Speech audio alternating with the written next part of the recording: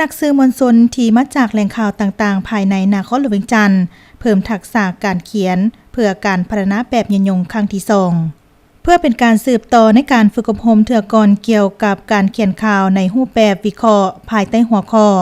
การพัฒนาแบบยืนยงในครั้งที่1ที่ผ่านมาจัดโดยกรมสื่อมวลชนหนุ่มลาวศูนย์กลางสาวหนุ่มประชาชนปฏิบัติลาวโดยการสนับสนุนขององค์การ CFIมาในระหว่างวันที่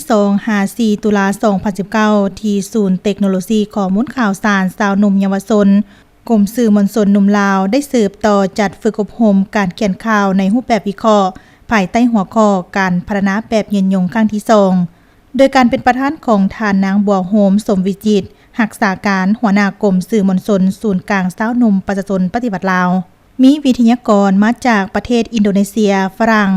และสัมมนากรที่เป็นนักข่าวจากบรรดาสำนักข่าวต่างๆภายในนครหลวงเวียงจันทน์พร้อมด้วยพนักงานคณะนำของศูนย์กลางสาวหนุ่มประชาชนปฏิบัติลาวเข้าร่วม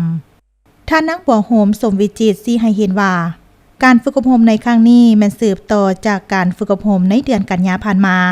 ซึ่งเป็นการสืบต่อบทเรียนในหัวข้อเก่าที่สัมมนากรจะได้เรียนรู้เกี่ยวกับเวียกงานการพัฒนาแบบยืนยงเน้นใส่เกี่ยวกับผลกระทบต่อสิ่งแวดล้อมการเปลี่ยนแปลงของดินฟ้าอากาศรวมไปถึงเศรษฐกิจสังคมวัฒนธรรมภัยพิบัติต่างๆที่ส่งผลต่อการพัฒนาของประเทศเฮาให้ความสำคัญต่อเนื้อหาดังกล่าวทั้งฮู้วิธีเขียนข่าวผลิตข่าวที่ถูกต้องและแท้เหมาะกับสภาพภายในปัจจุบันพร้อมนั้นจะได้ยกระดับการลงลึกในหัวข้อดังกล่าวให้กว้างขวางกว่าเก่านักสัมมนากรที่เข้าแต่ละคนต้องผ่านจากการถ่ายทอดความรู้จากนักวิทยากรแล้วในตอนท้ายได้มีการลงภาคปฏิบัติตัวจริงเก็บกำข้อมูลที่พัวพันต่อสภาพแวดล้อมเพื่อนำเขียนบทเขียนข่าวและขึ้นนำเสนอบทที่ตนเขียนขึ้นมาพร้อมกับมีการสนทนาแลกเปลี่ยนซึ่งกันและกันเป็นการพัฒนาทางด้านเทคนิครวมทั้งทักษะให้มีประสิทธิผลดีขึ้นเพื่อแนะใส่ยกระดับความรู้ความสามารถของบรรดาสื่อข่าวต่างๆที่เป็นกระบอกเสียงของสังคมก็คือภาครัฐบาลให้มีความทันสมัยถูกต้องชัดเจนและบ่บิดเบือนกับแนวทางของภาครัฐท่านนางบัวโฮมสมวิจิตรมีคำเห็นเติมอีกว่าข้าพเจ้าขอสั่งงานให้ทางคณะนำเลยค่ะกรมสื่อมวลชนรุ่นลาวขอยินดีต้อนรับบรรดาท่านสู่ศูนย์กลางสาวหนุ่มประชาชนปฏิบัติลาวในมื้อนี้เพื่อสืบต่อในการฝึกอบรมซึ่งเป็นหัวข้อเก่าที่พวกเราได้จัดฝึกอบรมในผ่านมาเรื่องเก่าที่ผ่านมาเวลาใดพรรคและรัฐบาลพวกเราก็ได้เอาใจใส่ในการพัฒนาเวียกงานสื่อมวลชนโดยเฉพาะเป็น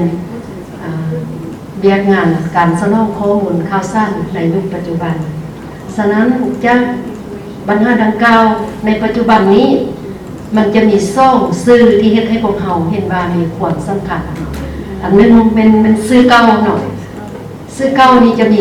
สื่อสิ่งพิมพ์เนาะสื่อสิ่งพิมพ์อยู่ในนั้นมันจะมีวารสารหนังสือพิมพ์บทเขียนนั้นหนังสือโบราณนี่ยังต่างๆทั้งหมดเขาเฮาว่าสื่อสิ่งพิมพ์และสื่ออยู่ในสื่อสิ่งพิมพ์แล้วยังเขายังมีสื่ออิเล็กทรอนิกส์อีกที่เป็นสื่อเก่าวิทยุโทรทัศน์อันนี้เป็นสื่อเก่าเพิ่นในคนครัวในระยะที่ผ่านมาบัดนี้ซื้อมาเนาะซื้อมานี่เป็นซื้อออนไลน์นี่เนาะซื้อทางออนไลน์นี่เป็นซื้อมาฉะนั้นการพัฒนาซื้อมานี่ต้องว่องไวทันยุคและทันสมัยยิ่งโลกมีกระบวนการวิวัฒน์ไล่เท่าใดเทคโนโลยีขยายในระดับสูงเท่าใดยิ่งเฮ็ดให้การพัฒนาขบวนการวิวัฒน์เวียกงานสื่อมวลชนก้าวไกลดังบรรดาท่านบรรดาสหายรู้แล้วว่าในปัจจุบันนี้ทุกคนเนาะอยู่ในโลกนี้ล้วนแล้วจะอยู่ในโลกออนไลน์ทุกอย่างแม้กระทั่งแต่ชีวิตประจำวันการใช้สอยการดำรงชีวิตการบริโภคข้อมูลข่าวสารก็ต้องอยู่ในโลกออนไลน์นี้ปัจจุบันในโลกสื่อสังคมออนไลน์มีความสำคัญหลายซึ่งหลายภาคส่วนหันมาให้ความสนใจในการเขียนข่าวให้ดีขึ้นเติมเพื่อให้ทันกับยุคสมัยถึงว่าการเขียนข่าวในระยะผ่านมาแม้นเฮ็ดได้ดีแต่ยังมีหลายจุดต้องได้ปรับปรุงให้ดีขึ้นเติมบ่ว่าจะเป็นการเขียนข่าวในรูปแบบวิเคราะห์ ที่มีการนำเอาข้อมูลทางด้านวิทยาศาสตร์ข้อมูลที่มีความเป็นจริงการแจกแยกข่าวที่มีความถูกต้องกับข่าวที่บิดเบือนรวมถึงรูปแบบการเขียนข่าวให้ถูกใจผู้อ่านผู้ฟังและที่สำคัญเขียนข่าวไปแล้วจะเฮ็ดให้ผู้อ่านสามารถรับรู้และมีความน่าเชื่อถือพร้อมทั้งมีความสนใจติดตามส่งต่อคือแนวใด